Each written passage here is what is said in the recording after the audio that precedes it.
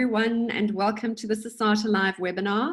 My name is Natalia, and I'll be moderating today's session on employment law with a particular focus on UIF TERS. With me today is Labour Specialist Extraordinaire Fatima Van Toorn from FVT Consulting. We've had Fatima on with us before, and she is an absolute breath of fresh air when it comes to demystifying all this really complicated labour law UIF TERS stuff. I must just say that as a small business owner, I've personally found all this very daunting. I know also that it is changing all the time. So lucky for us, Fatima and her team have the finger on the pulse, and better still, they've got our backs at this difficult time. They've kindly offered their time today to assist ASATA members with their questions around labour issues and this UIF TERS. Just before we kick off, you can ask questions throughout the session. It's very easy to do it. All you need to do is click on the Q&A folder at the bottom of your screen, type your question. This will come through to me, and I will then pose them to Fatima later. So the Q&A folder at the bottom of your screen. We're all family and friends, so you can also use the chat to communicate with your fellow attendees. And perhaps we can kick it off this morning with you just typing into the chat where you are connecting from today as a start, so we can see where we're all from. We are also recording the webinar, and this will be made available to you afterwards to share. We'll have some resources for you as well after the fact. It'll take us a few hours to get it together, so please be patient, but we will release that for you, hopefully by the end of today. So with that done, I'd just like to welcome Fatima now. Suzanne, her colleague, is also on the call to assist us with any questions that you have got. And I just wanted to get Fatima to give us a bit of an explanation of how the UIF TERS process has changed since we last had her on. I think it was about 3 weeks ago, Fatima. Yes, probably sounds right. Yes. So tell us, what actually has changed? Okay. Well, the good news is that a lot of employers that were a little bit slower on the uptake, in other words, when the whole lockdown started, a lot of the bigger employers started frantically completing the reduced work time application forms for UIF and went to an enormous amount of trouble. And those poor employers that went to all that trouble haven't seen any money yet come into the poor employees' bank accounts. So the employers that literally only started applying last week, and we're talking people that only applied Thursday or Friday, have actually received payment already. So the good news for those that have been snoozing, it's actually been a good decision, because the systems have been jacked so much since it started that it's actually better to only apply now if you haven't already applied. But if you have applied, don't worry, we can fix the original application and resubmit. So the good news is that the online submission has now become available. So originally, when COVID-19 TERS was introduced, as well as the reduced work time UIF benefits, it was all manual and it had to be emailed. And literally last week, they've opened an online portal, which makes it a lot more efficient. And it's far less onerous than it was originally. And because it's now online, the good news is that the payments, as I've already said, are happening a lot faster. So we've had companies with 90 or 100 people, applications being sent on behalf of those people, and they've already been paid. So it's not just your small employers that, with less than 10 staff. So even some companies that have over 600 people, but only have about 100 that weren't able to work, as I said, have already seen money coming in. So that's the good news. So the first important point for all the members and listeners is, if you haven't submitted an application now for COVID-19 TERS, please do so before the 30th of April. Up to now, we haven't received any confirmation that COVID-19 TERS is going to be available after the 30th of April. And I'm extremely concerned that if you don't get your application in by the 30th of April, that window period might then be shut and you're not going to be able to apply again. So please do what you need to, but make it a priority. If you haven't already applied, get your application in before the 30th of April, or at least on the 30th of April. And then the easy part is you literally just send an email, like it was the state before, to COVID-19 TERS. You get an auto reply immediately, literally within a few minutes, if not within an hour. And then all the explanation is on that auto reply. So in the past, there was a manual MOA, a memorandum of agreement, that you had to print and sign. Now it's already actually online. So you just have to basically commit to what it basically states. And it generally just states that you're going to commit to pay the staff within 2 days of receiving funds. That's the main thing. And there's no more requirement for a letter of undertaking by the business. There was originally a requirement to open a new bank account, as you've been told before in the previous webinar. That's no longer a requirement. So it can take, for a small business, it can take 10 or 15 minutes max to do that online submission. So make the time, it's not as onerous as it was.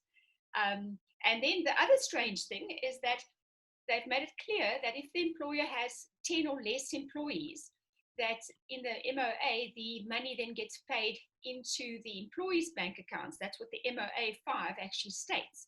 But we've, funny enough, had some employers that have less than 10 employees, yet the monies have been paid into the employer's account. So the department are actually contravening their own MOA, and we're very happy about that, because obviously it's much easier for the employer to control the funds, and especially where companies are considering affording employees advances.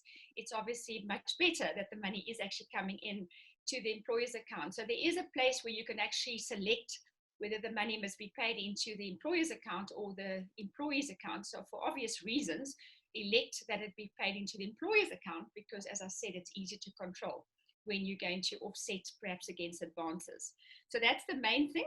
The other very important change is that right in the beginning of the lockdown, a lot of employers sort of compelled employees to take annual leave. So when the lockdown was announced, as you know, most of our employers were literally caught, I wouldn't say with their pants down, but you know what I'm getting to. And there was very short notice given. So a lot of employers went into panic and just said to employees, don't worry, just, you know, we'll process this time off as annual leave, especially where employers had the cash flow to be able to at least allow people to take leave now in bulk. And a lot of smaller employers have done the same. And I'm actually quite glad that government have now come in and said it's actually not correct. You as the employer, even though you've granted leave, you now need to actually still apply for COVID-19 TERS funding, even if your staff willingly agreed to taking annual leave. You know, from a social perspective, as we all know, taking annual leave during a lockdown is no fun for anybody. And we know what happens when people don't rest. Inevitably, their sick leave goes up or through the window, because people then generally find time late in the year to try and recuperate. So the idea is not to force leave now. And especially bearing in mind that with the sliding scale of 38 to 60% of an employee's salary, but capped at the 17,712, and I'll expand on that just now.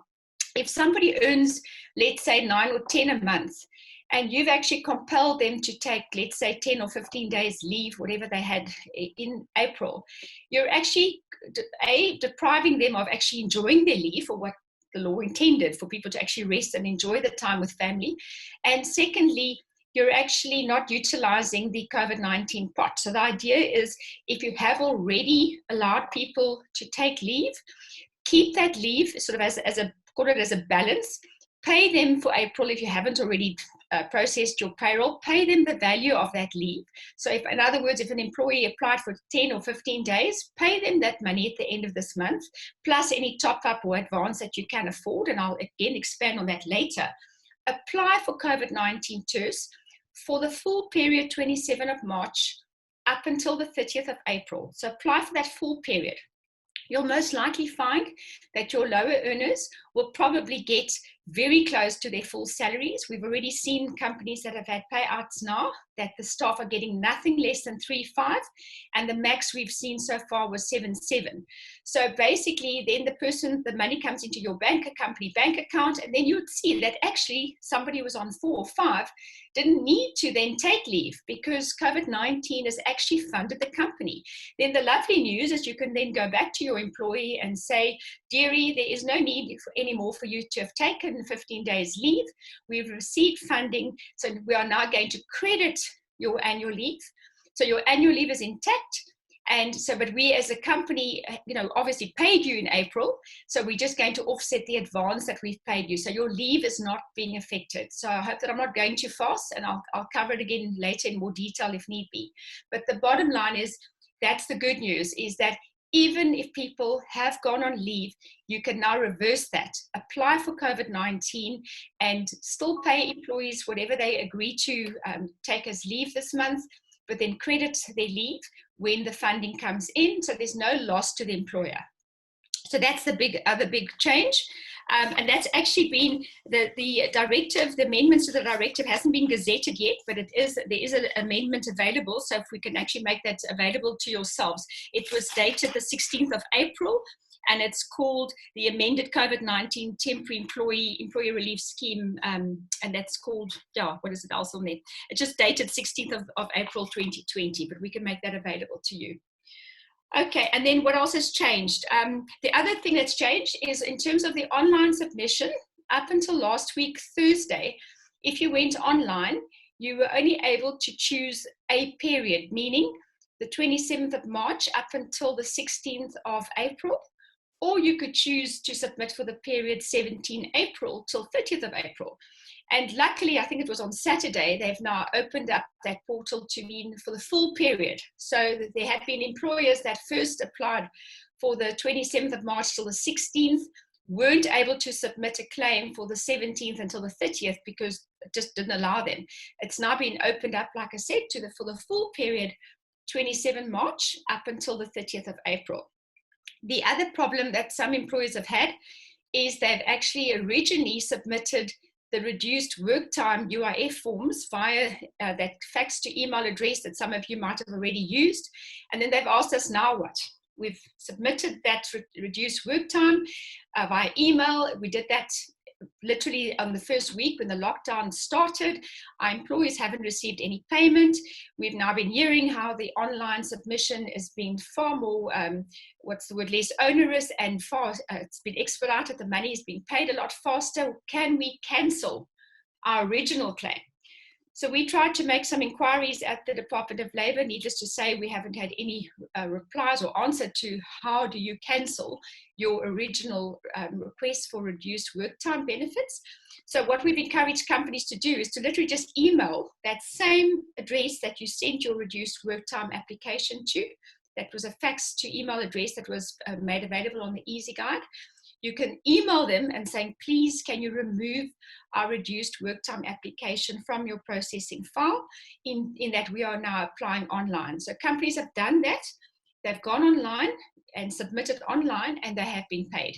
So I know you've probably read in the media that there's a heck of a lot of duplication. I think the last time I read something, there was something like, I think 16,000 duplications that they were trying to process, but that's not our problem. The problem is if they had fixed this right in the beginning, we wouldn't have duplications. And the other good news is that if they reject your claim, they actually do email you and they tell you why, and then you can try and fix it. So at least there's been some communication. But I know one of the listeners have actually already asked a question is, how do you fix it and who do you send that to? Good question. We don't know yet. There isn't a standard email address yet that's been published. There is a hotline number available, so you can keep trying like we've been trying to actually find out how do we submit the evidence or motivation that you're requesting. So that's the weird part. Okay, so I think that is just generally, I think, the summary of what's changed. So if you take, I know I talk a lot, but if you take nothing else, remember, if you haven't applied, apply now. Apply before the 30th. Please apply for the full period, 27 March up until 30th of April. I assure you it's less onerous. I assure you that a lot of companies have already been paid. Companies have received payment for 35 days. So they have paid from the 27th of March up until the 30th of April. Good news is that they've also paid for the public holidays, which I didn't think government was going to pay for because, in my opinion, they would have argued that as the employer, we had to make provision for public holidays irrespective of the lockdown. It's part of your company payroll budget. So that's the good news. They have paid you for the public holidays or have paid those that have applied. And then remember the story about the leave. Even if people have applied for annual leave, please anyway apply on their behalf, bearing in mind that this is not the ideal circumstances in which to take leave. The good news is that you can then credit the employees' annual leave balances when the money comes in. Then you can reconcile that either still this month, if you're lucky enough to still get your money this month, or you reconcile it next month. So that's a summary, which I'm sorry was a long one. No, Okay. that's great. Thank you, Fatima. And I'm going to let you take a swig of water or something, because the questions are coming in thick and fast, and it's going to be like Okay. the Wild West. So you just Yeah. make sure that you've got your water or whatever with you, or coffee. I'm ready. Really, okay, because I'm just going to fire them out. And if you joined us a little bit late, no problem. Just if you have a question, type that into the Q&A for me, please. I am looking at the chat, but we're going to try and centralize as many questions as we can through the Q&A so Fatima can answer them. We have had a lot of questions around this April, May, June, only in lockdown. And I know the Tourism Business Council has signed a memorandum of understanding with the UIF Commissioner that the tourism travel industry will get fast-tracked. So there is a online form, and we will share that link with you just in case you don't have that, where you can basically escalate the fact that you are from travel and tourism so that your application is fast-tracked. And that MOU is for a period of 3 months. So it's that April, May, June. But as Fatima has been saying, it's really at this stage just for lockdown. Do you want to just unpack that time here for us a little bit, Fatima? Yeah, okay, that's a very good point. I did read your details regarding the agreement that has been signed with the Department of Labour and the UIF. So I'm happy to see that that agreement is in place to try and help expedite the payments to specifically the travel and the mining industry. I know is also one of the other badly affected industries. But what is strange is that originally, as a lot of you will know, when COVID-19 TERS was introduced, originally they said it was available for 3 months, and they originally said it was only available for companies who were literally closing down completely. Then they softened the provisions to allow companies that only had, let's say, partial operations closed, and they made it very, very clear that it was only applicable for the lockdown. So whilst your agreement, the TBCSA agreement with the department is for 3 months, I note that. What I cannot answer you is whether COVID-19 TERS is going to be available after the 30th of April. As if those of you that listened to the president's speech last night, the fact that he's slowly rephasing the opening of economy, I don't think that COVID-19 TERS is going to be available from the 1st of May. However, remember the regional reduced work time UIF is still available, and you can still apply through that portal for 12 months. So, and it's on the same sliding scale of 38 to 60%. The only problem is that then the money goes into the employee's bank account. So it's very hard for you to control, especially if you are thinking of affording employees the option to take advances while they wait on money. But perhaps they're going to extend it again, because the main reason why they made it available for the smaller companies that were not closing completely was to try and alleviate the pressure on the Department of UIF. So although it's still administered through a UIF, the online portal obviously expedites payments. So perhaps they'll say it's now going to be extended, even though the lockdown is not necessarily extended.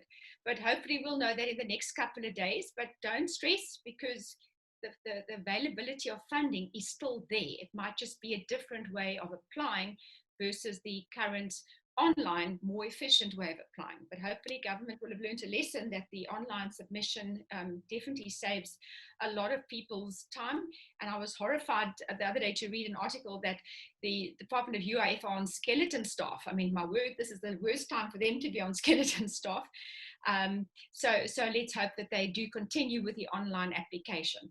So that's all we know so far. Yeah, that online system is a whiz. I used it on Saturday, and I'm literally illiterate when it comes to anything new with numerals in it. So if I can do it, then anyone can do it, trust me. Okay, let's get through these questions. I'm going to just fire them at you, Fatima. Our business was closed for the entire lockdown. We paid our staff. Will we be able to claim? The answer is yes. Absolutely, yes. Okay, Magda, we have received our payout from UIF COVID TERS. One of the staff members that only works 1 day a week received about double what she gets monthly. Lucky lady. Who do I contact to sort that out? Yeah, all right. The MOA made it very clear that any overpayments or money that it's not, expedited needs to be returned to the department. So I would say just wait until we have an address or an email that can clean up all the queries. But that lady needs to tell us, was the money paid into the employee's bank account and not into the company's bank account? Because if it was paid into the company's bank account, is she sure that it was meant for that one employee? Remember, they pay into the company's bank account, and then on the online portal, there is a schedule that you can go and download that actually tells you which employees are entitled to what portion of that money. So just go check on the online portal. That wasn't available until yesterday. So some employers that got funding before yesterday got this pot of money and had no idea how to distribute it because there was no schedule. Now on the online portal, as I said, there is a schedule. So please just go check that that money is actually for that one employee, because it might be for more than just her. Okay. So a lot of people are saying they've submitted online, but they haven't heard anything as yet. Staff haven't received any money. Should they get some type of response back, or should they try and follow up, or should they try and reapply? What are your thoughts on that? Yeah, I think reapplying on the online is not a good idea, because that's just going to, again, cram the system with duplications. If you submitted a reduced work time, application via email, or if you originally submitted your COVID-19 TERS via email, that was the original way of doing it, yes, then I would say go online and do your online submission. But if you've already done an online submission, please don't go and submit another online submission, because that's just going to duplicate, and you will get a reply stating that your application has been rejected because there's already an application, or they use some kind of word like that in the system, or they're already processing something. So we've seen that some companies have received that rejection because they're probably already working on their original reduced work time application or the original online. But again, there is a hotline number, so one can phone them and just also query and saying, what's going on. But if you get desperate, then worst case scenario, submit again. And all that you're doing is just jamming the system, but get some answers. The fact that some companies, as I said, have only applied last Friday and have already received funding, and some employers got within 24 hours, makes me concerned that some of you then are saying that you haven't received anything yet. That is a concern. Yeah, I've had that in the tourism and the travel sector, where they have submitted and it's apparently fast-tracked, but nothing. The Tourism Business Council has confirmed that 10 days is what one should expect in the travel and tourism sector, so we need to just keep that in mind.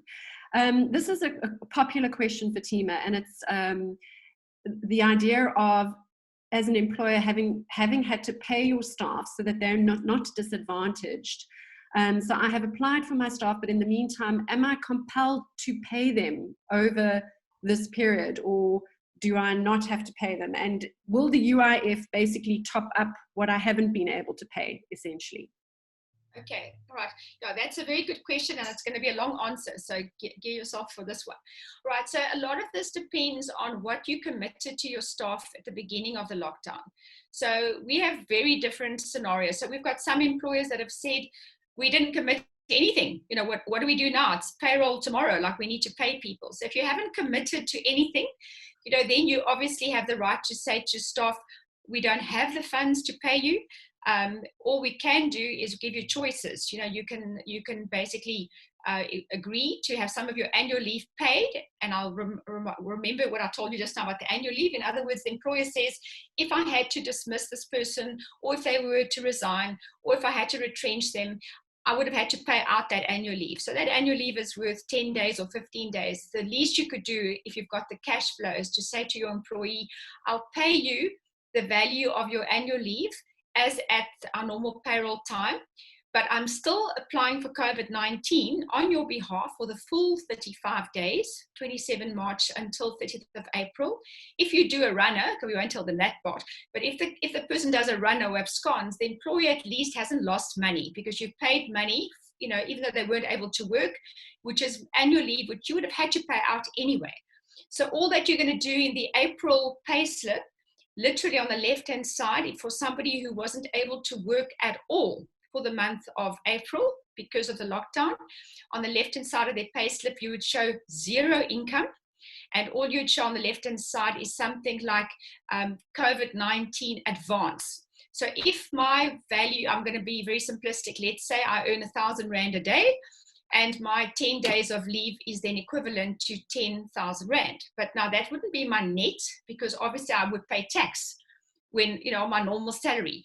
So you work out what would I net if my income was 10,000. And let's just be simplistic. Let's just make a round figure of 8,000 Rand.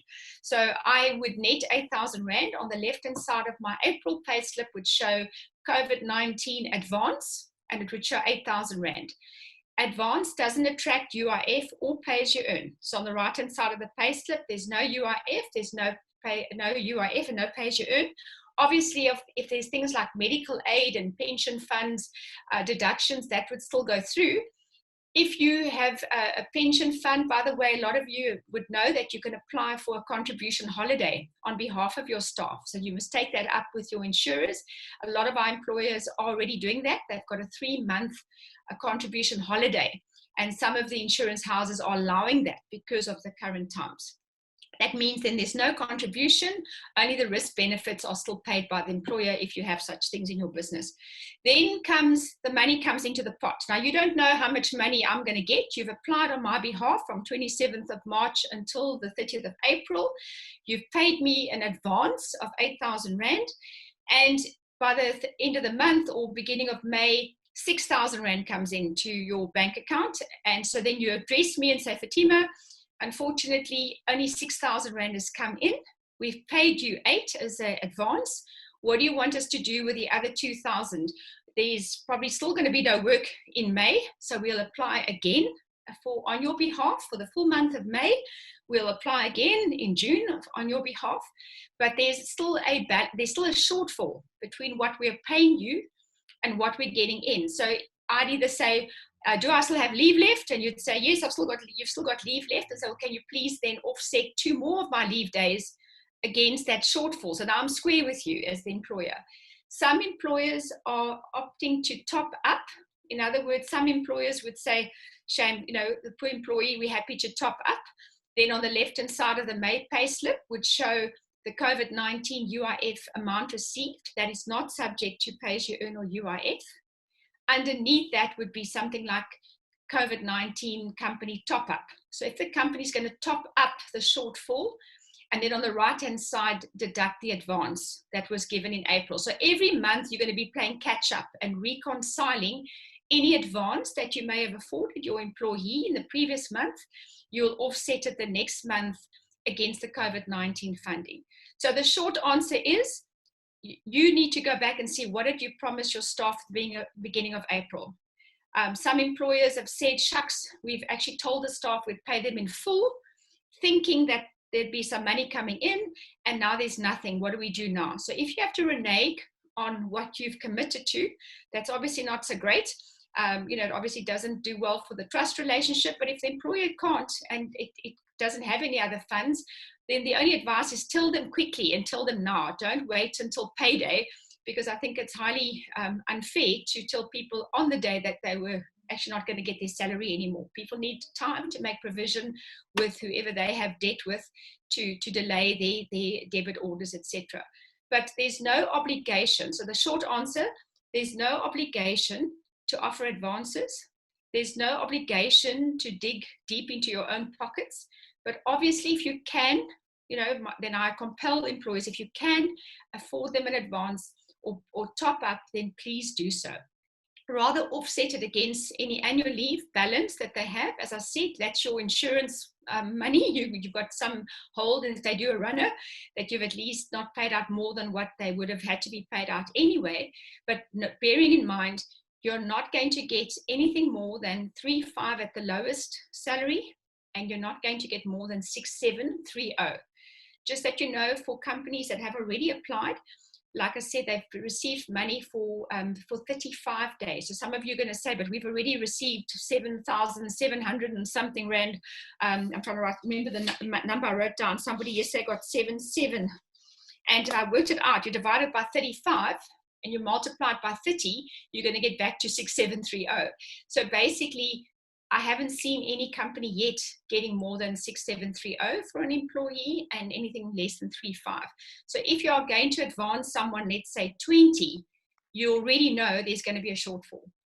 And you already need to make plans with that employee. How are we going to address that shortfall? Are you just going to have a recurring loan account, with the company, like a rolling advance or rolling loan? Or are we going to have some employers saying, or some employees at least saying, I earn a higher salary, there's no way I'm going to be able to survive on 6730. Can I every month take some of my leave if the employer, this cash flow, can allow it?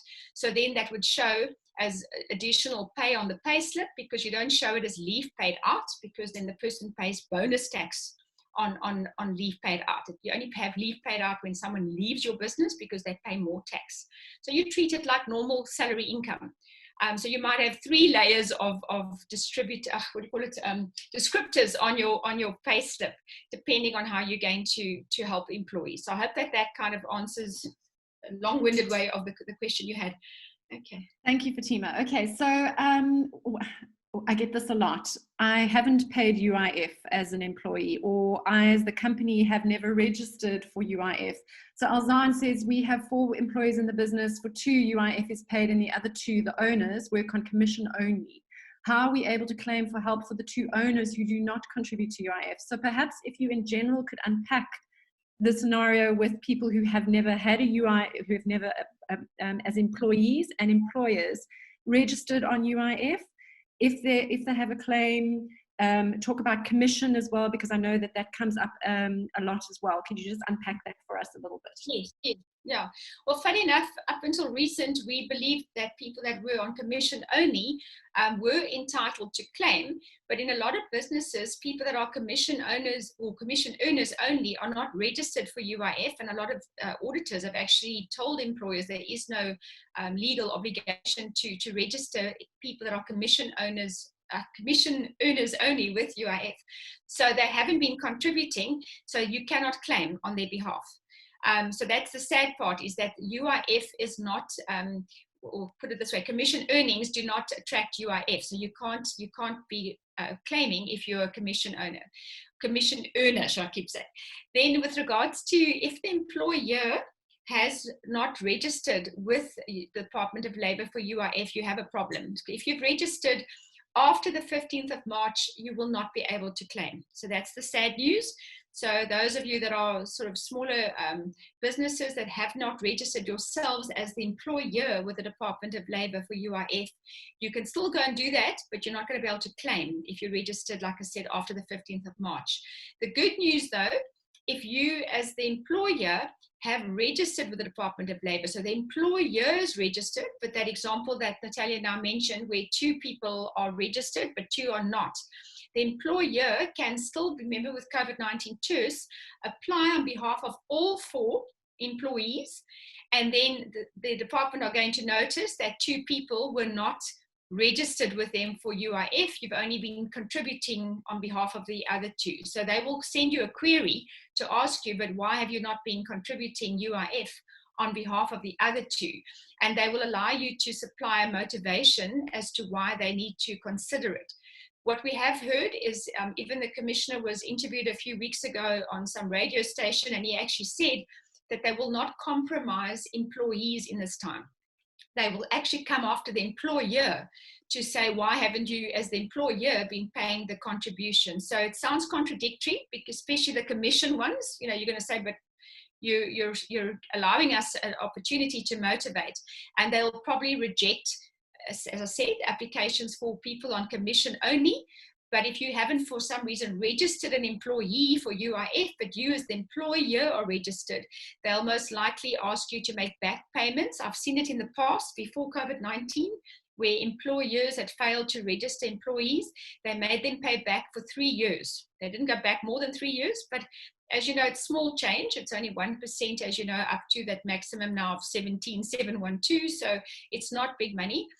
But they can make you then pay in the difference, your 1% and the employee's 1%.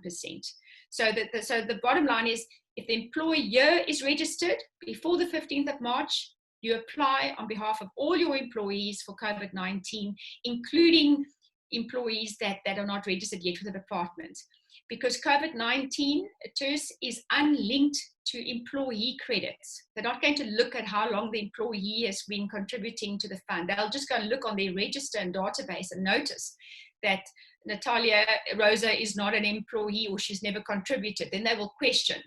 And bear in mind that this also comes into account. Some companies have employed people that were supposed to start on the 1st of April. And because of the lockdown, they weren't able to start.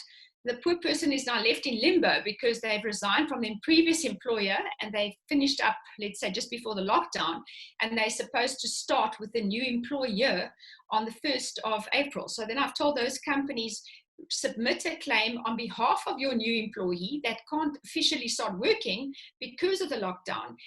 The department will see that they have a history. You know, they've been registered before. So just because they're new with your company and you haven't paid over 1% yet on their behalf and their 1%, doesn't mean that you cannot include new employees. So I'll be very shocked if they reject applications for those people. Did that answer that question, Natalia, and more? Okay. Thank you, Fatima. A lot of questions around this online system, and now we've uploaded this fantastic CSV file. We've gone and had a look, but the CSV file is gone, or maybe some of the employees that were on the CSV file have now dropped off the CSV file. Have you got any insights into, have you seen that? And if so, what recourse, what we need to do in that case? Sure. Okay.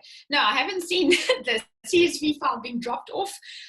One of our associates, Badner, and even Suzanne, and we've had a few others that have been submitting online for a lot of clients. We haven't had that happen yet. So no, I have no idea. My advice would be then just to do it again. Maybe there was some jinx in the system, resubmit, because as I said earlier on, if they decline some of your employees' claims, they will tell you why. You know, we've seen a few now where, like I said, commission earners have been declined, and we've seen a few foreign nationals, sadly enough, their applications being declined, and we've also seen, I think, one or two where people are on maternity leave. Where they've said, you know, there's already a application in the system. Someone can't be claiming maternity leave, UIF benefits, and COVID-19 at the same time. They'd have to choose which one of the two. So there's those kind of funnies that we're seeing, but I haven't yet seen a CSV file drop off. No. So resubmit, it would be my easy answer. And I think that is a very good point, because a lot of us who don't live in the world of this on labor issues and UIF think that if we're going to make a mistake, it's going to disadvantage us. But what I'm hearing from you is, don't be afraid. I mean, the worst thing that's going to happen is that you are going to clog up the system, unfortunately. Yeah. But if you are concerned, then reapply, essentially. If you only applied for that first portion and you got to pay out and you're now scared that you don't want to reapply for the entire month, what I'm hearing from you is reapply. Is that correct? Yeah. Yeah, absolutely. Because remember, there's not going to be any fraud. You're committing to pay back any monies that you receive as an overpayment, or if it's an incorrect payment. So if you're ever audited, that's why I spoke about the pay slips just now. You want to be able to show the ins and outs. So the department are encouraging employers where possible to advance staff. That's why I call it an advance. So if you've already processed your April pay slip, too bad. But if you haven't, show it. I've given companies just an instruction. I said, turf those pay slips, start it again, rename them, call the descriptors advance. And then on the right-hand side, next month, you showed as an advance, as a deduction. And then in the May pay slip, you've got to show the COVID-19 funding that came in. Because if you're audited, you have to prove that you've dispersed those monies. You know, so if you've got a list of 100 staff, you're going to have to show, how did we disperse those monies and we didn't keep a cent back. So that's why you've got to show the ins and the outs on the pay slips. Anyway, but carry on. Okay. Can TERS be applied for as well as UIF? Remember, COVID-19 TERS is administered by UIF. It's the same thing. So right in the beginning, we had I call it two pots of money. There was the reduced work time, and then there was the COVID-19 TERS. And unless you were closed down completely, a lot of companies didn't apply for COVID-19 TERS because they felt they didn't qualify because they didn't close down completely. And that's why we submitted the manual reduced work time forms. That's the UI-19 and the UI-2.8 and all those forms. Now that they've made a COVID-19 TERS available for companies who didn't close completely and only had reduced operations not working, you have applied that way. So it's the same thing. You can't apply for both. So submitting a reduced work time application now and doing a COVID-19 TERS, those two applications are landing on the same table. It's still UIF. So the National Disaster Fund, which is now what COVID-19 TERS is all about, is still administered by UIF. The 40 billion rand that the government has put into the UIF pot is still UIF. The one is just called COVID-19 TERS, and the other one is called reduced work time. So the scenario is, during the lockdown, you only apply for COVID-19 TERS. Because, as I said already, it's far less onerous. The money is definitely being paid out a lot faster, because reduced work time said they would take about 35 minutes. Remember, it was a manual process. So for now, do not duplicate, only do online. After the lockdown, if COVID-19 TERS is not available, then we go back to the other pot, which is the reduced work time.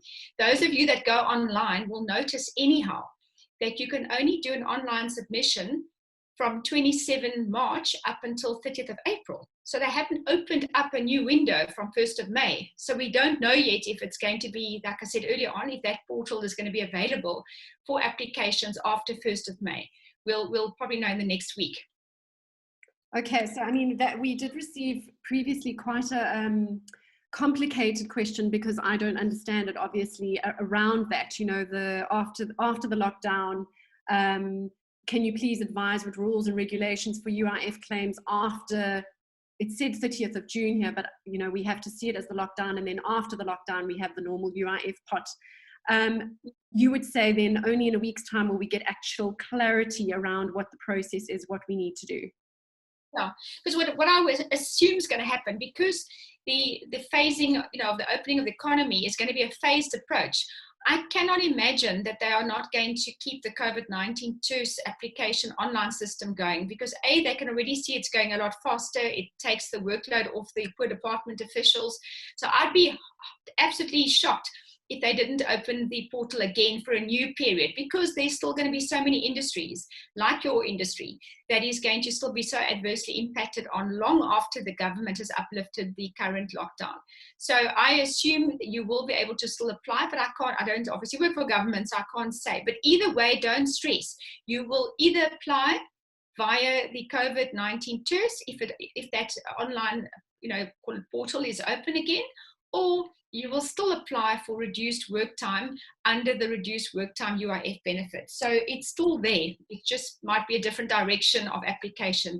The reduced work time is unfortunately just so much more onerous. A lot of questions around how you actually calculate the TERS on behalf of your staff members, and I know that you are applying on behalf of your staff members. I would be hesitant to ask any staff member to apply on their own behalf. But can you just unpack that sliding scale for us a little bit? How do you actually calculate this? Okay.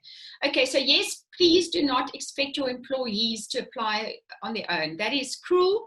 Secondly, they can't go on the online portal and apply for COVID-19 TERS. It's the employer that applies for that. So to leave your poor employees to try the reduced work time it's unfair. And there's obviously some documents that the employer needs to sign anyhow. So that's really unfair and cruel. So please don't, even those of you that haven't applied yet, ignore the reduced work time. Don't go there yet. Just apply COVID-19 TERS, do the online thing until the 30th of April, and we can always have another webinar if need be after the lockdown, Natalia, as soon as we know, once we know that COVID-19 TERS is available again, or we could just update the listeners, to tell them. But for now, to answer your question about what they call the income replacement rate, we've received a formula, but it's not official from the Department of Labor, so we don't want to actually distribute it yet. I don't know where it came from, but basically it seems to have come from some reliable sources, including some other well-known labor law companies.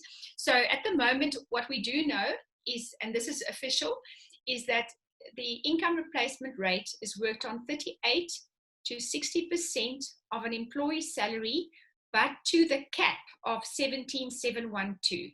So originally, when that was communicated, if you do the maths, 38% up to 60% means that nobody would get less than 3.5, and nobody would get more than 10.6. What I was about 10.6730 or something like that.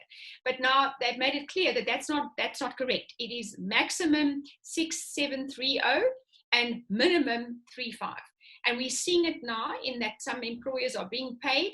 No one's getting less than 3.5, and no one is getting more than 6.730. However, like I told you, because they've worked out the first application on 35 days, some people have received 7, I wrote it down here, 7 already. But if you go work that out, you divide that by 35 days, and you multiply it back again by 30, you're going to see no one has so far got more than 6.730. So when you're trying to calculate in advance, you look at your staff salary, and like I said, we have received a formula, but it's, I'm hesitant to share it with you because I don't know, it's not a Department of Labor formula, because we've always joked and said if we could buy that formula, we would love to do so, especially when people go on maternity leave as well or get retrenched. But the minimum is I said, 3.5. The maximum is 6.730. So in my earlier example, if you have an employee earning 20 a month, and they normally net, I'm just going to use a figure of 15 a month after deductions, and you want to advance them, you can be rest assured that they're going to get maximum 6.730 for a month. But bearing in mind, your first application is for 35 days. So you're actually, for those companies that actually paid staff up until the 31st of March, you as the employer are actually basically getting 3 days in for those 3 days of March. So you could actually, when you pay your staff for April, say, well, I'm with keeping back those 3 days because I've actually already paid them for the full month of March. So they can't get overpaid. They can't get another 3 days from COVID-19. So you can actually reconcile the money coming in and saying, I've already paid your salary in full for March, but I've received funding for 35 days. So the 3 days that government are refunding you for the 27th, the 30th and 31st, you as the employer could actually legally keep that money for yourself because you've actually paid. You see where I'm going with this. You've already paid them for those 3 days. Then you'd only pay them for the month of March, and you will get a schedule. Remember I said online, there'll be a schedule. So you'll see Natalia got 6,730. And then you could say, well, I've given her 15, for example, as a net. I'll then offset the balance. And then the company has a right then to say, well, we can't afford to top it up, or we're going to allow the person to offset some of their leave balance against those days. So all I can tell you is when you're budgeting on advances, your top earners, people that earn over 17,712, I'll be very surprised if anyone gets more than 6,730. That's what we've seen so far. So you can work, but the number between, how much will someone get? Will they get 3.5? Will they get 4? Will they get 4.5? Will they get 6? Yeah. That part, we're a bit loath to share the formula we received because, like I said, until they make it official on the department website, we don't like publishing documents that are not from the department itself. Mm. Yeah. What about a situation where you have received a payout for some of your staff, but not for all of your staff? So we have a case, Magda said one of the ladies on the payroll that started in January was excluded from the payout. We've had other questions around, do we resubmit for those staff that were excluded, or do we email somebody to find out why they were excluded? What's your advice on that? I don't know if she's gone online to see why those certain staff were rejected, because they do have to give you reasons.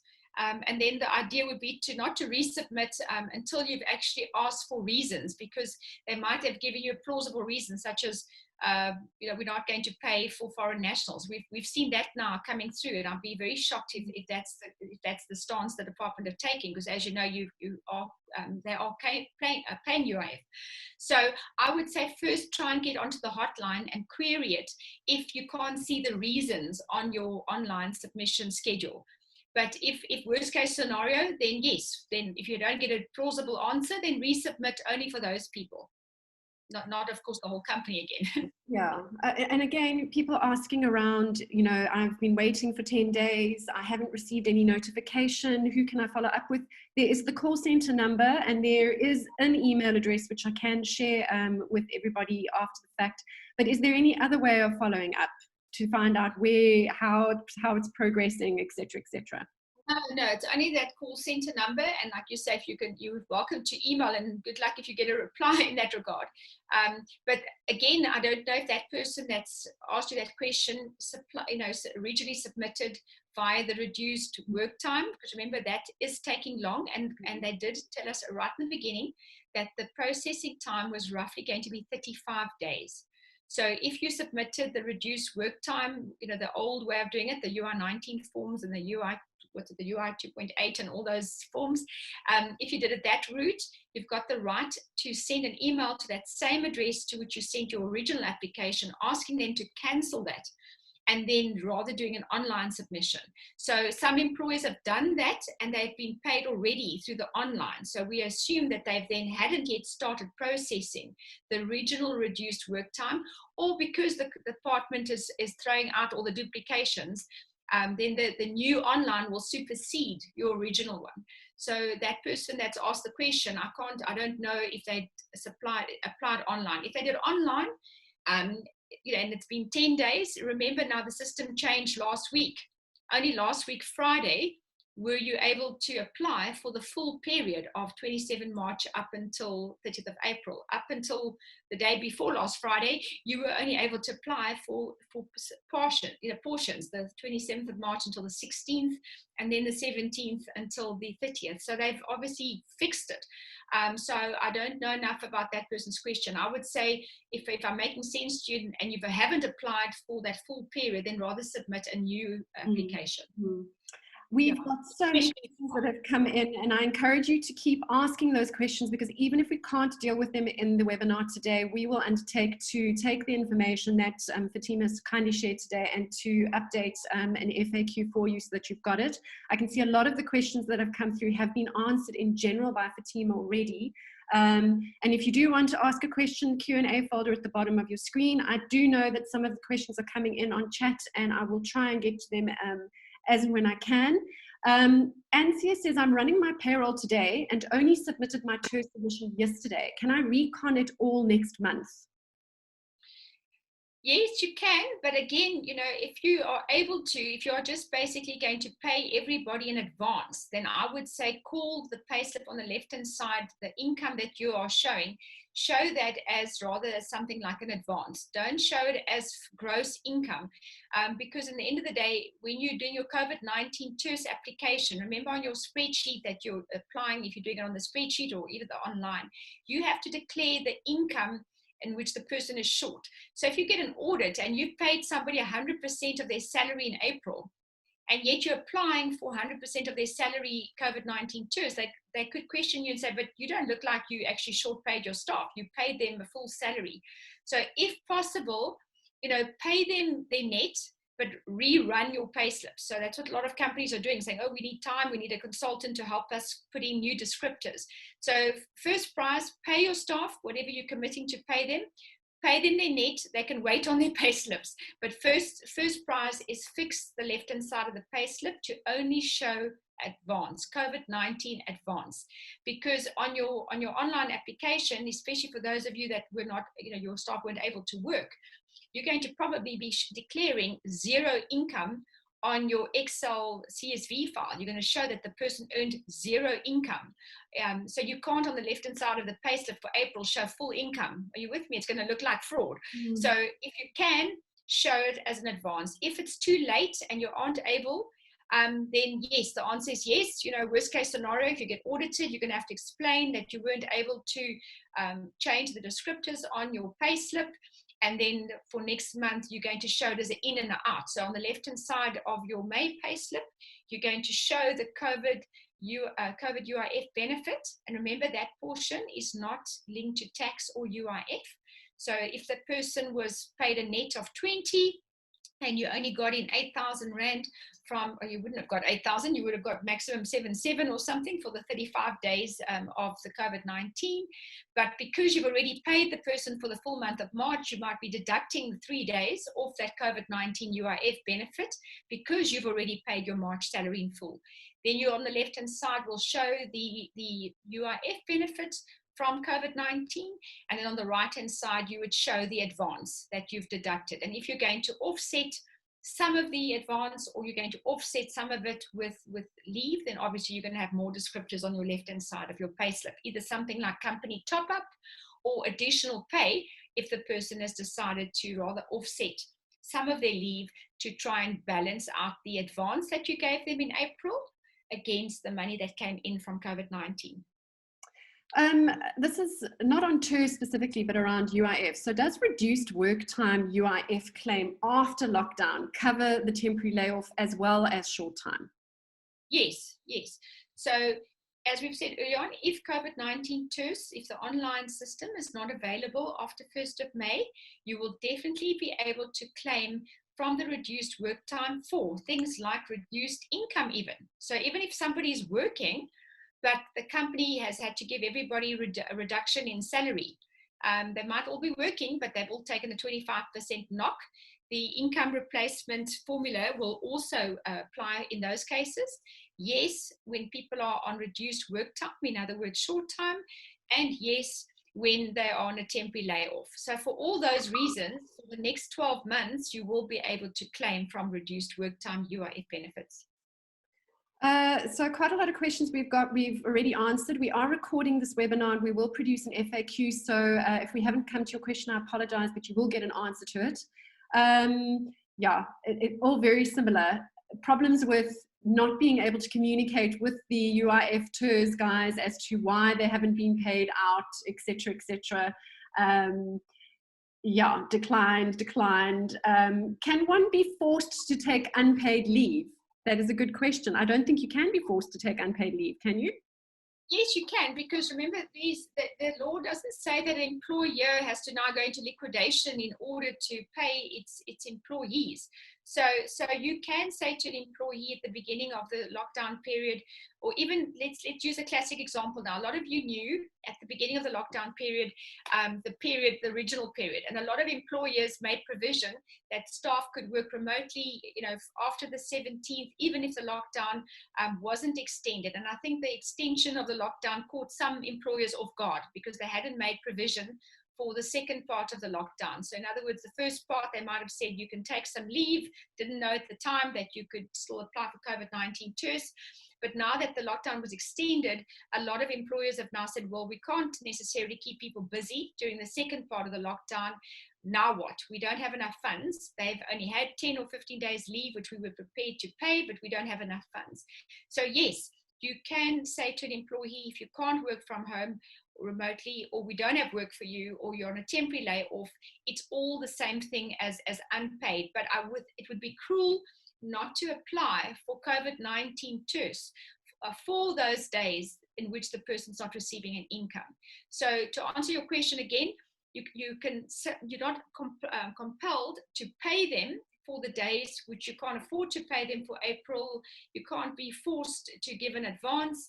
You can't be compelled, to agree to allowing them to take all their leave, because that's still cash flow. So in a big company, to have everybody take all their leave in 1 month, it's still hitting the cash flow. Mm-hmm. So the employer has the right to say, I can't pay you for certain days of the month. We're going to process it as unpaid. But the right thing to do is to apply for COVID-19 TERS for all those days of unpaid. It would be highly cruel to say to the employee, too bad, it's unpaid, and live with it. But remember, before COVID-19 TERS, if an employee applied for annual leave and they didn't have annual leave, or if the annual leave was rejected, the employer would very easily say, well, it wasn't authorized and it's unpaid, or you've just started with a company, you don't have enough leave accrued. And they weren't able to claim UIF in the past for that. But because of COVID-19, people that are not able to work, it's cruel not to apply on their behalf just because they don't have, let's say, leave or aren't able to work. And in your industry where you can't work, it would be cruel. So the answer is apply for COVID-19 for all days in which an employee cannot work, or is reduced, or is receiving reduced income, or is on reduced hours. Right. Lana, it has an interesting question. Instead of forcing employees to take annual leave, can we rather allow them to sell their annual leave to make up for their reduced salaries?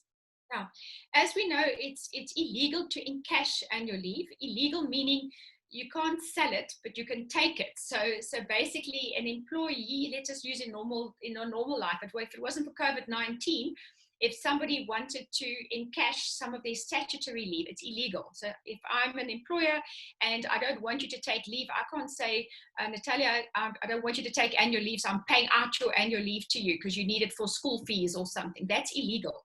If it's beyond statutory leave, in other words, if an employer gives someone 25 days leave a year, in other words, more than the 15 days statutory, then the employer and the employee have a right to say, well, those 10 days are not statutory days. You can do what you like with them. You can cash them out. You can cash some of it out because it's not your statutory leave.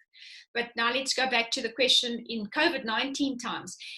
When I say it's illegal to encash, yes, it's illegal, but you can take leave. In other words, selling leave means it's got bonus tax implications. So if someone leaves your business because they've been retrenched or they've been dismissed or they resign, then on the pay slip you would have something called leave paid out, and that portion attracts higher form of tax than normal salary tax. But to go back to what we've been saying all along, if an employee, and I'm going to use that example again of 20, so let's say I'm on a gross salary of 20 a month, I wasn't able to work at all for the month of April, you want to kindly give me an advance.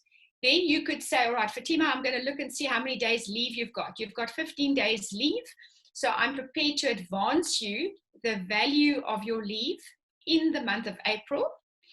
In May or sometime soon, once we get the COVID-19 TERS funding, we will offset and do a recon. So that money that's coming in is going to be less obviously than what I earn. Then you could say to the employee, Fatima, there's a shortfall. Would you like us to offset the shortfall? In other words, what we advanced you, what we received from COVID-19 TERS, can we offset the shortfall against your leave? Then I'd say, yes, I can't afford a 5,000 Rand extra deduction in my May salary. Yes, please. What is the value of the shortfall?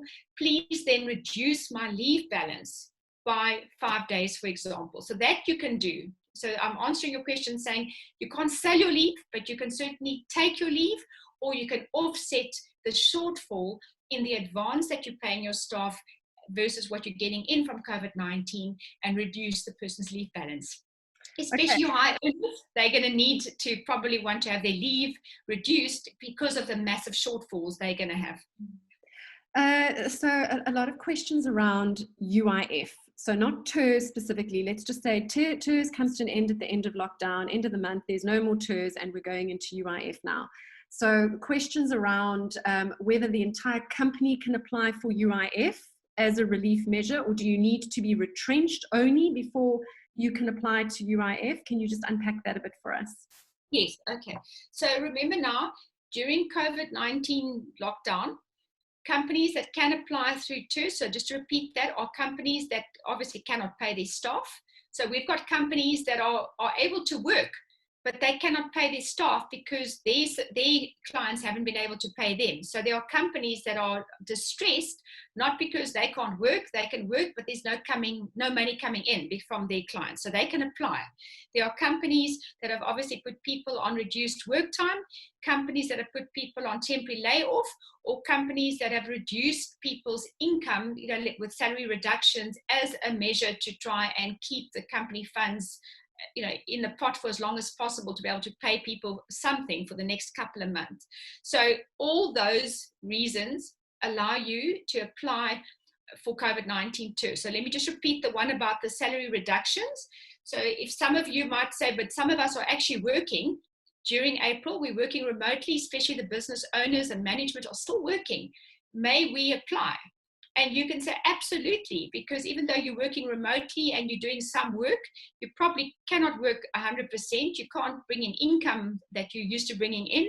You don't have income in your business that's coming into your business. So yes, of course you can apply. The COVID-19 TERS is to try and help distressed companies to pay salaries.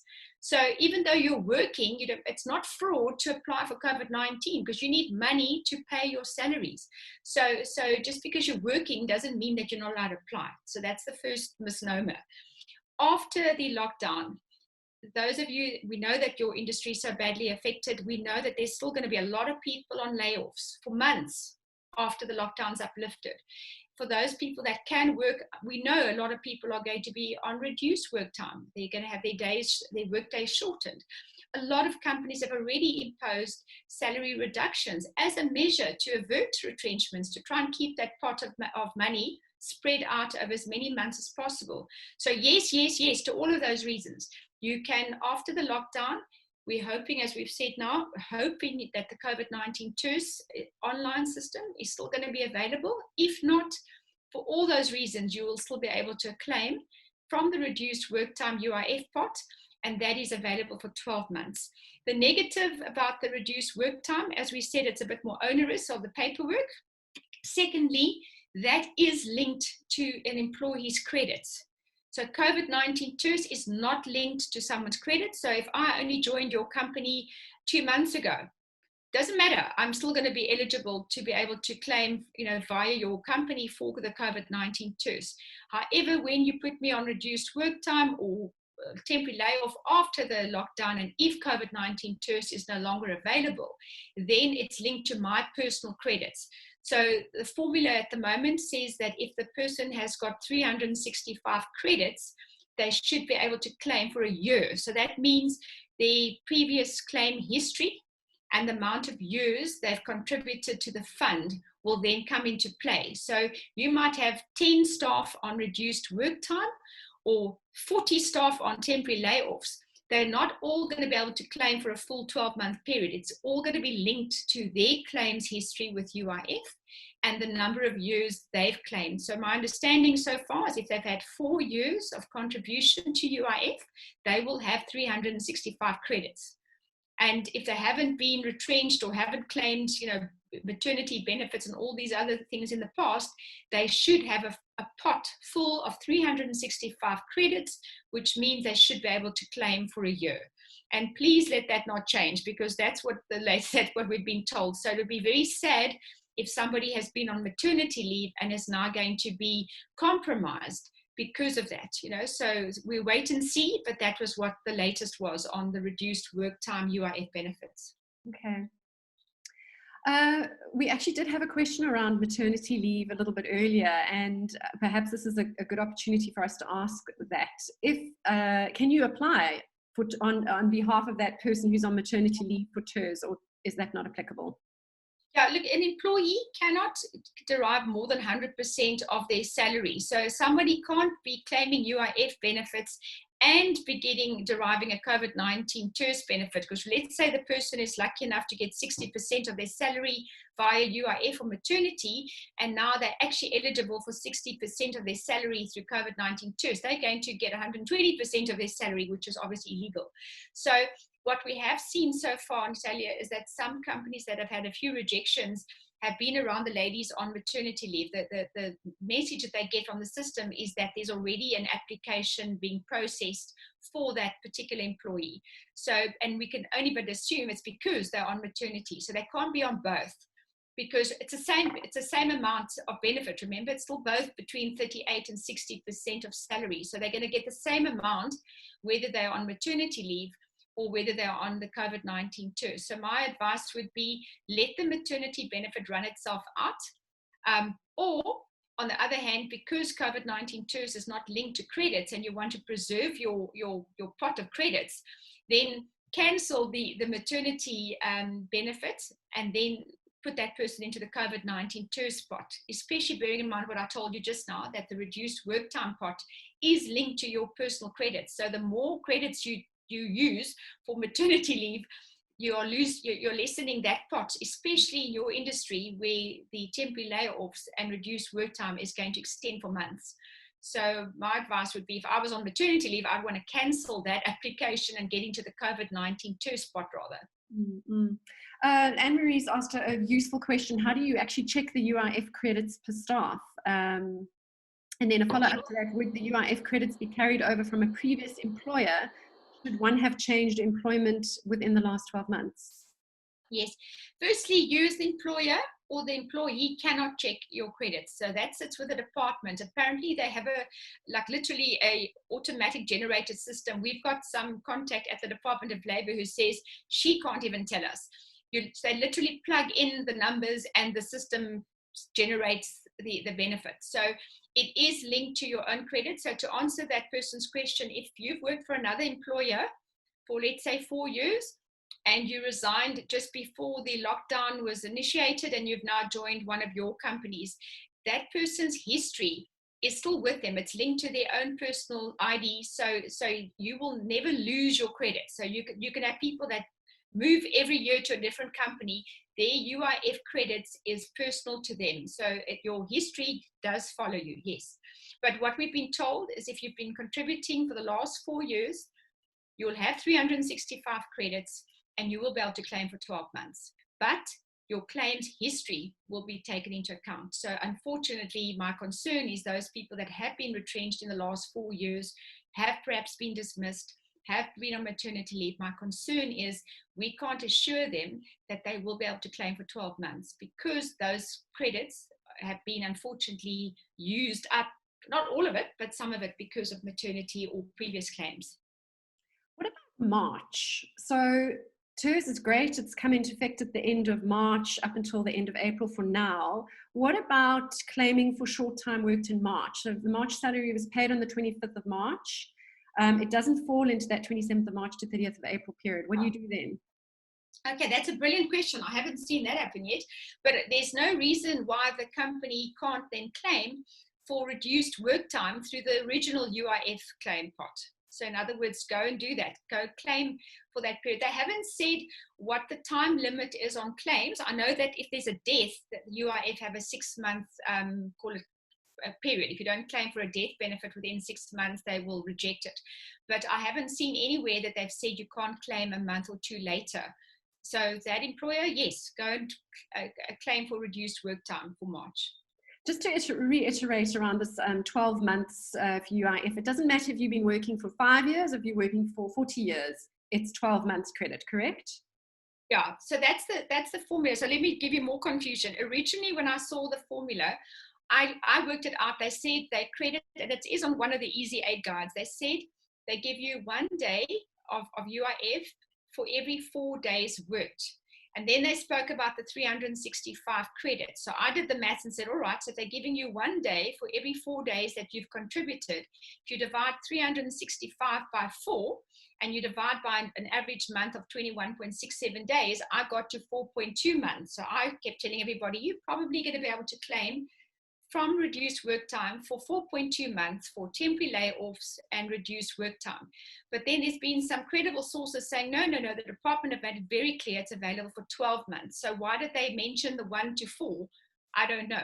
But anyway, the latest news has been if you've got a pot of 365 credits, meaning you have been contributing to the fund for 4 years, and providing you have call it a claims history that's clear in the last 4 months, 4 years, you should definitely be able to claim for 12 months. Like I said just now, I'm worried about the people that have claimed for maternity and retrenchments and dismissals. I'm worried.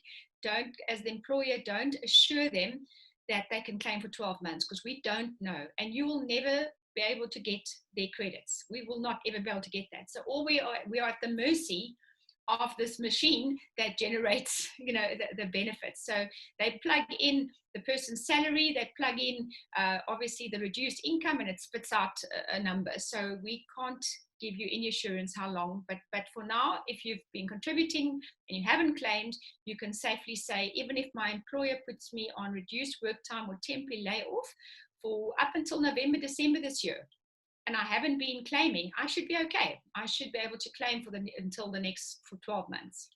And that is why we've been encouraging, even in our first webinar, why you shouldn't rush into retrenchments. Because remember, after the reduced work time benefit, if an employee is made redundant, they're still going to be able to go claim UIF benefits again for being made redundant. So you shouldn't rush retrenchments, especially those of you that know that when the travel bans are uplifted and business is back to normal, you're going to need to employ these people again. So it makes no business sense, as I said in the previous webinar, to go and incur the expense of paying severance packages, consulting. It's painful, it's time consuming for the larger companies, and all those things. And then you're going to have to re-employ them in the next 12 months when business does, go back to normal. So rather ride, I call it riding the wave, but ride the reduced work time waive for as long as you can to get some income into the employee's hands and give your business time to resurrect itself after the pandemic. So Debbie's asked a question that has been on my mind, and it's related to something that someone else has asked. If you are claiming UIF now and then you're retrenched by the company at a later stage this year, would that claim now have an effect on the claim value when retrenched? It's credits based, isn't it? Yeah. Okay, that's a brilliant question. Right. Now, again, we haven't received anything in writing to the contrary, but one of our associates has got, like I said, a contact at the department. She's in a superior position, so she always contacts this particular person when we have these kind of queries. And this person hasn't given it to us in writing, but has repeatedly over the phone said, when you apply for reduced work time for 12 months, let's say, and you are made redundant sometime in the next year, you can still go and apply for maternity benefits, for retrenchment benefits. So originally, my understanding was that there was a separate pot, that there was a reduced work time pot, especially for COVID-19, and still linked to your credits, in other words, still linked to your 365 credits and your claims history. But that would not affect your ability to claim again, because people are going to become pregnant after COVID-19. People are going to be made redundant. People are going to be dismissed. And it's unfair to prejudice them because, of the COVID-19 pandemic. And we've been told repeatedly that somebody will still be able to go claim UIF for maternity and retrenchment. But I'm nervous to commit that because I don't have that in writing for you. I have not seen it, and like Suzanne will tell you, we don't want to publish anything unless it comes from government and it's a directive and it's been stamped by the commissioners. So this is a couple of phone calls, and we've made repeated phone calls asking that same question. So are you sure? Because I am, for one, encouraging you as the employer not to rush into retrenchments, to let the poor employee derive as much benefit as they can from UIF, from the reduced work time pot of benefits. Don't rush them onto the streets to go claim UIF for retrenchment. Let them use the reduced work time for up to 12 months, because all of you know, if you have been made redundant in the past or been on maternity, the benefits were never longer than 4 months. That was that original formula when I told you 365 divided by 4 divided by 21.67 gave you 4.2 months. So in the past, people that were made redundant or were dismissed weren't able to claim for longer than 4 months. So why are they saying 12 months now for the reduced work time? So if my understanding is right, they're giving you a separate pot for this COVID-19. Once COVID-19 TERS is up, jump into the reduced work time queue. If someone is made redundant, yes, then they can go claim from the old UIF benefits for maternity, for retrenchment, for dismissals. That pot is still there. But I'm nervous about the credits. Yeah, I'm worried about that part. So I don't have a clear answer, but the advice has been, do not rush retrenchments. Use that 12-month benefit. And obviously we'll get clarity as we go along. So yes, I might be wrong, but I'm just telling you what we've been asking, the same question that your listeners asked. We've asked that same question. I think I'm going to hop back to TERS, because we know that TERS is finite. We know that we have this 1 month, possibly 3 months, and the UIF thing we can always deal with at a later stage, because that also seems to be a bit of a moving target. And Marianne has asked a question that a lot of listeners have asked, and we have touched on it around, can you claim from TERS and top up an actual salary? So for TERS, you will have to submit no pay. Would this be fraudulent? Let's just talk about TERS as a top up. If I'm an employer and I want to pay 70% of my staff's salary, but hopefully the 30% that's left over can actually be topped up by TERS. Is that legal? I know you have touched on it. Let's just go into that. Okay, no, that's an absolutely brilliant question. So I'm going to answer it with a long story. We had a company that's quite a big company, and they only introduced a small pay cut, very small pay cut. And they applied for COVID-19 TERS. And I only found out after they'd applied. And I said, why did you even bother? Because you've made such a tiny cut. If I was a COVID-19 labor inspector or person that's official at the department that's processing your claim, I'd say, you're kidding me. I'm going to put you at the bottom of the queue because you don't have a money problem. You're paying your staff like 90% of their salaries. So that's not that. And they were like absolutely gobsmacked because they are distressed and they're having to retrench a large number of people, and a large number of people on a temporary layoff. They're just digging into the company's coffers to pay staff. And I said, well, it is not fraud to show an advance. So that's why I keep telling you about the payslip. The left-hand side of the payslip for April, if you've committed to paying your staff a top-up or a advance or a full salary, call it an advance. Show your spreadsheet when you apply for COVID-19 as either zero income, or if I'm a manager and I'm able to work 30% of the time or 40% of the time, then pay me for that 30 or 40%, because remember, no one can ever get more than 100% of salary. So this is how I would do the maths if I was a payroll person. You're not committing fraud if your company is distressed. Remember that. So even if a manager and a director are working, even if you are all working, it is not fraud to claim if your company is distressed. If your income streams have been affected by COVID-19, and I know in your industry it's an obvious yes. So you have the right to say, we are working to survive, to keep the company afloat. We are working to make sure everyone gets paid. We are working so that we can get our COVID-19 TERS in. We are all working, but we are distressed. So yes, you may apply for COVID-19 TERS to help your company to get money to pay your staff. And remember, you're trying to spread whatever funds you have to be able to keep people in employment and pay your landlords and pay all your suppliers and all your bills that you need to pay. So that's why you're allowed to use the COVID-19 TERS. But to go back to the salary, how I would do this, bearing in mind what I've told you now earlier on, that no one's going to get more than 60% of that 17,712 to that maximum of 6,730, and no one's going to get less than 3,500. So if I earn 5 a month, it would be silly to go and pay me 4,000 Rand, because now you only be able to apply on that 1,000 Rand shortfall. And there's a very good chance I'm going to get my full salary from COVID-19. So in my case, show zero income.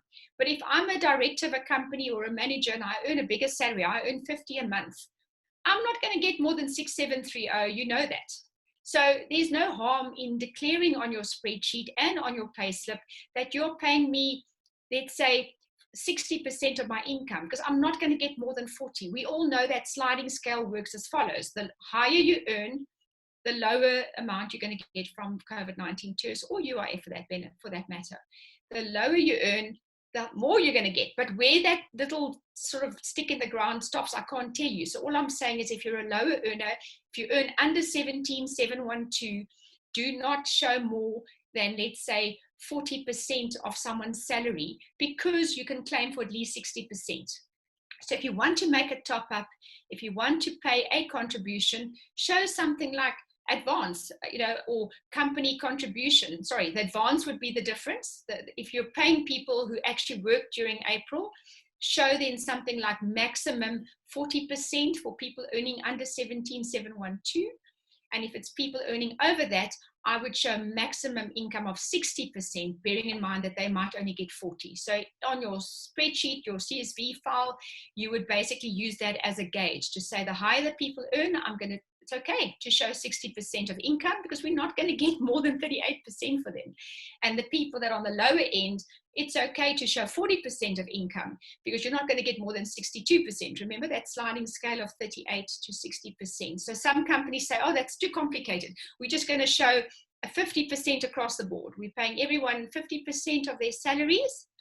The other amount we will advance. So remember, you can't just show a gross amount of 50%, because the person's going to then earn UIF and pay as you earn deducted. You'd rather want to show it as an advance. So if I normally net 10,000 Rand a month and my salary was 15, you're going to pay me 7.5, and then the difference between what I normally net will go in as the advance, not the gross amount, because the advance is not linked to UIF and pay as you earn. And then you adjust it in May, especially when you know how much money each person gets. So if I answered your question there about, yes, how much should we pay? So you can, so there are companies that are saying we are paying zero because the person was on a temporary layoff for the full month of April. We can't give them any money, not even a top up. What can we do? The best case in that case is to give them an advance. So your COVID-19 application is not fraudulent. You show zero income on your spreadsheet. Your April payslip will correspond, be zero income because the person's on a temporary layoff, but you're going to show an advance if you're able to advance them something so that you can offset it next month when the COVID-19 TERS comes into your bank account. For people on reduced work time, like I said, there might be people working 30% or 40% of the time. By all means, show a contribution, say reduced work time income is 30% or 40% of their salary underneath that company COVID-19 advance. For people that are actually working full time, but the company is distressed and you're working full time because you're trying to keep the company afloat, but you're still allowed to apply. For those people, I wouldn't show 100% income because you're not going to get any money from COVID-19 if you show 100% income on your spreadsheet. Because they're going to, as I said, they're going to say, why are you applying? So I hope that helps you to different, and it's not fraud. It does. So I'm going to take two final questions before we close off at 11:30. And Stefan has actually just said our submission was rejected as all our staff still earned more than 6,730. Related to Stefan's comment was a question we had initially, and that was, does it matter how much you earn? So let's say I earn a salary of 60,000 Rand, essentially. Can I still apply to TERS? Yes. It doesn't matter. It doesn't matter. So we have directors of companies that their salaries are showing also on that COVID-19 TERS application, but we're showing the reduction, of course. Now, Stefan, when you said your one was rejected, I don't know why. Obviously, you've got the right to go online and see what the reason codes were. I can only but assume that some companies have perhaps, mistakenly on that spreadsheet shown full income. And that would be an obvious reason to me why why TERS would reject your application. Because if you're saying we're paying staff 100%, they're going to say, but why are you applying? So even though you might say, but that is true, we are paying them 100%, but we're a distressed business. I said, well, then you must show that you're a distressed business. Show that you're advancing them money.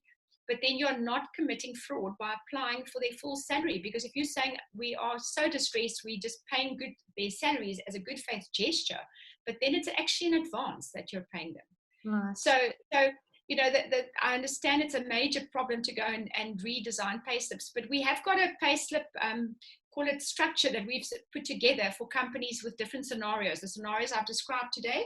So I think Suzanne might have already sent it to you, Natalia, or if not, she can still send it to you, that you can actually share it with the listeners. Because I've spoken so much about the friggin' payslips, but just to try and help you that you understand why your payslips have to correlate with your application in the event that you're audited. And if you've been rejected and you haven't got a reason, then I'd submit again and go look at your spreadsheet. Is it because you declared full income? My last question, and thank you again, Fatima, for being so generous with all your responses. This is a moving target for all of us, and we don't know how long we're going to be in it. So we might today decide that we actually don't want or won't retrench anyone, but at a later stage we will need to. So let's say I've negotiated something with my staff and I've said that I will short pay their salaries and they will only be getting 75% out. As an employer, and TERS then doesn't pay out, can I go back to my staff and renegotiate? What leg do I have to stand on as an employer?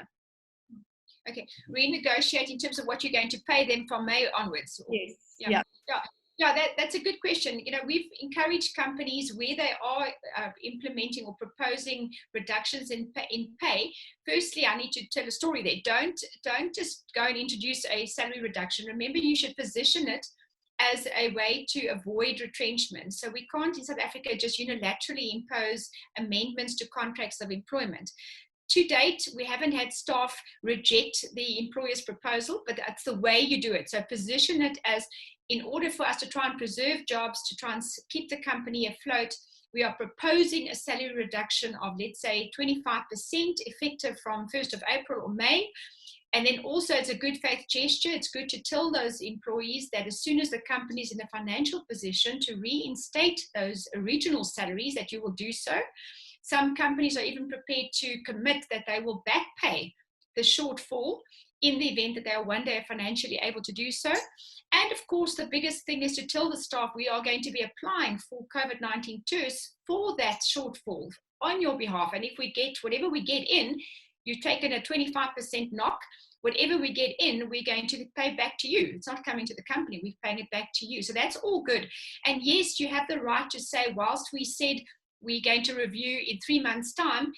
The paw hit the fan in May, and now we have to unfortunately reduce even further. So yes, you can do that. We've had companies committing to giving people increases from 1st of April, and they've now had to backtrack on that, renege on that. We've had companies commit to carrying their shortfall for the next 4 months, and now they've lost so much work, they've had to now renege on that and say, sorry, we originally said we'll top up and we'll pay you in full, but we have to renege on that commitment because, so as long as you have good sound rationale, you're not committing an unfair labor practice because this is out of your hands. You didn't bring this upon yourselves. So the biggest lesson is communicate, communicate, and communicate. And give staff rationale, give them an option to come up with proposals. You're going to have a lot of staff saying, well, rather retrench us. And the tail can't wag the dog here. You've got every right to say, don't you tell me what to do. I need to keep as all of you in the business as long as possible because this will eventually go away. And we are all very hopeful and optimistic that one day we can get back to the way things were. So you've got the right to stagger retrenchments or to defer retrenchments by introducing measures such as salary reductions, reduced work time, temporary layoffs, and use the funding which has been created by government to try and avoid retrenchments. And that's why the COVID-19 TERS and reduced work time benefits were established in the first place. But yes, do what you need to do to survive. Thank you. And survive, we absolutely will. Thank you to everyone who's logged on today and to the webinar, and to Fatima and Suzanne and the team who have been keeping us up to date at ASATA on exactly how everything has changed.